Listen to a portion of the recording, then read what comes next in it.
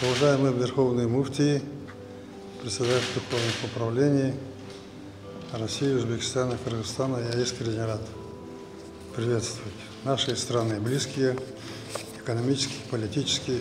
Сегодня вы стали первыми гостями нашей мечети, которую мы построили как дом Аллаха. Благодаря его за то, что нам позволено было получить независимость, построить новый Казахстан. И я думаю, что эта мечеть не только для нас, но и для всего региона. Это не только дом поклонения, поиска истины, но и место, где образование, воспитание людей, развитие культуры. Уверен, что вот эти уникальные понятия для всех одинаковые. Сегодня вы также смогли увидеть величественность и красоту. Я с первого дня сам следил. Еще раз вас приветствую, поздравляю. Чоң рахмат сізге да. Өміріңіз ұзын болса. Сіздағы 30-40 жыл ел башқарған адамсыз, барлығын ақсақалып, ата-ата бізге батаңызды ұмытпай беріп жүрмесін. Құдай қолдасын өзіңізді.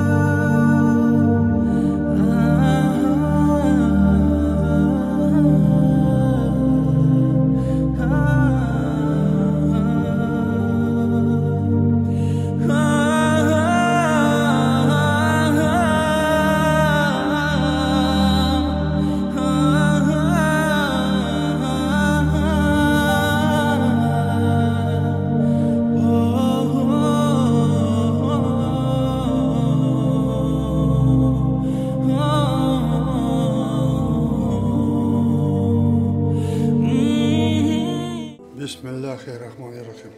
Қадірлі жамағат, ардақты ағайын.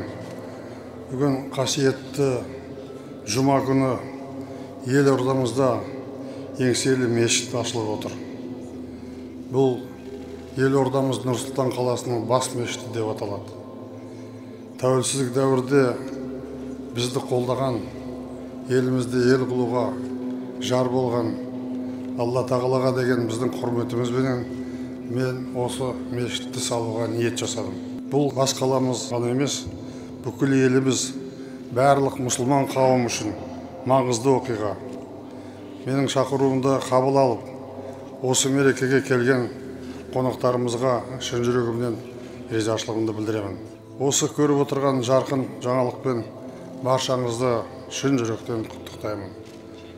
Осы жылдардың ішінде тарих үшін қас қағым уақыт елордамыз Астанада талай ғимараттар басын көтерді. Оның барлығы да айтарлықтай үздік ғимараттар. Соның ішіндегі бұл мешіттің орны жеке дара деп санаймын. Тәуелсіздік таң атқаннан бері еліміздің әр түкпірінде көп мешіттер ашылып, жамағатты риза қылғаны бәрімізге белгілі. Оларда оқылған намаздар мен дұғаларды әрдайым Алла қабыл етсін. Мен мемлекет басшысы ретінде өкілеттігімді тоқтатудан бір күн бұрын 2019 жылғы наурызда осы мешіттің алғашқы кірпішін қаладым. Сол сәтте менімен бірге қасымда қазіргі президентіміз Қасым-Жомарт Кемелұлы Тоқаев болды. Аллаға ризашылығымызды айтып, болашақта халқымыздың тәуелсіздігіменен еліміздің еркіндігін ұзағынан болсын деп тіледік. Асыл дінімізге осылша қолдау көрсетуді әу бастан өз мұсылмандық міндетім, халқымның алдындағы перзенттік парызым деп білдім. 30 жылдан аса уақыт жаңа мемлекет, тәуелсіз Қазақстанды құру жолындағы еңбегімізді Алла қолдады. Қолдай берсін деп тілеймін. Күллі әлемдегідей біздің елімізде де мешіттердің рухани және әлеуметтік мәні зор. Адамгершілікке шақырып, ізгілікке үндейтін мешіттің бой көтеруі дінмен бірге қоғамның да діңгегін нығайта түседі. Имандылық үйі исламның негізгі құндылықтарын насихаттап, игі ниетті қауымның басын біріктіреді. Қазіргі заманда бұл миссия ерекше маңызды әрі өзекті деп ойлаймын. Бүкіл орталық Азия бойынша үлкен қай жағынан да бірегей бұл мешіт татулық пен тұрақтылыққа өз үлесін қосады деп сенемін. Бұл мешіттің ерекшелігі өте көп. Жаңа мешітті классикалық ислам сәулет өнері мен дәстүрлі қазақи стиль шебер үйлесім тапқан. Оны жобалауға, оны ойдағыдай жүзеге асыруға түрлі елдердің майталман мамандары мен саңлақ сарапшыларын тарттық. Жаңа рухани кешеннің басқа мешіттерден бір қатар ерекшеліктері бар деп айттым. Мұнда қағбаның аса үлкен қабырғасының үлгісі орнатылып, оған Алланың 99 есімі жазылды. Мешіт қабырғаларына каллиграфия стилімен әлемдегі ең бір ауқымды көркем жазу үлгілері өрнектелген. Витражды есіктер мен мешіттің басты қақпаларында да оның айрықша артықшылығын жазуға болады. Ішінде бір мезгіл 30 мың адамның құлшылық етуіне лайықталған осындай ғаламат құрылыс жеке азаматтар мен инвесторлардың қаржысы есебінен салынғанын атап өткім келеді. Бұл мешіттің салуына мемлекеттің қаражаты жұмсалған жоқ. Осы орайда сауапты іске атсалысқан азаматтарымыздың бәріне зор ризашылығымды білдіремін. Оларға Алланың рахымы жаусын. Жобаны іске асырған Сенбол құрылыс компаниясына, оның мамандарына алғысымды айтамын. Мешіт жаратқанға жалбарынатын орын ғана емес, қашаннан ілім, білім, тәрбие мен тағылым ордасы. Қасиетті хадисте әр мұсылман тал бесіктен жер бесікке жеткенше білім іздесін делінген. Жаңа мешітте намаз оқылатын залдардан бөлек кітапхана, ислам музейі, қолөнер шеберханасы, дәрісханалар орналасады. Яғни ол ірі рухани және мәдени ағарту орталығы болады деп үміт артамыз. Мешітті айнала су бұрықтар мен саябақ қоршап тұр.